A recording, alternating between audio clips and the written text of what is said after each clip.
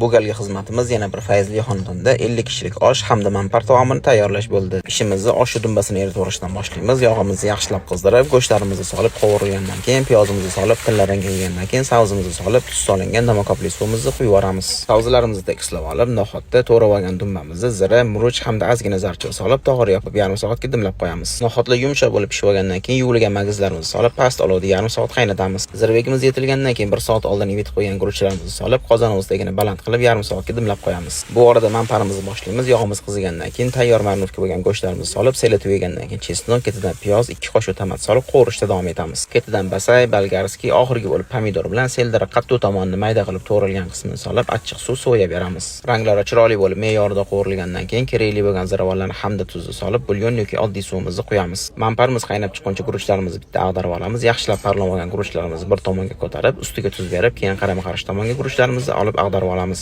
Guruchlarimizni yaxshilab aylantirib olib, chetiga kapkar tiqib, tegini holatlarini ham ko'rib olamiz. Gumbaz holatiga keltirib, kerak bo'lsa ozgina qaynoq suv berib, ustiga tog'or yopib, olovni bitta balandlatib, keyin past holatda yarim soatga dimlab qo'yamiz. Oshimiz dimlab turguncha manparimizni suzishni boshlaymiz. Olib qo'ygan sabzavotlarimizni solib, kosamizga ozgina manpara xamiridan, keyin manpara suzib, ustiga amlit bilan seldir solib berib yuboramiz. Ungacha oshlarimiz tayyor bo'lib qoldi. Oshlarimizni ko'rinishiga o'zingizlar baho berishingiz mumkin. Mehmonlarimizga yarim kosadan berib, xizmatimizni yakunladik. Sizlarga ham shunaqa xizmatlar kerak bo'lsa, bemalol aloqaga chiqishingiz mumkin. Xato va kamchiliklar uchun ma'zur tutasiz. Vaqtingizga rozi bo'ling. Assalomu alaykum.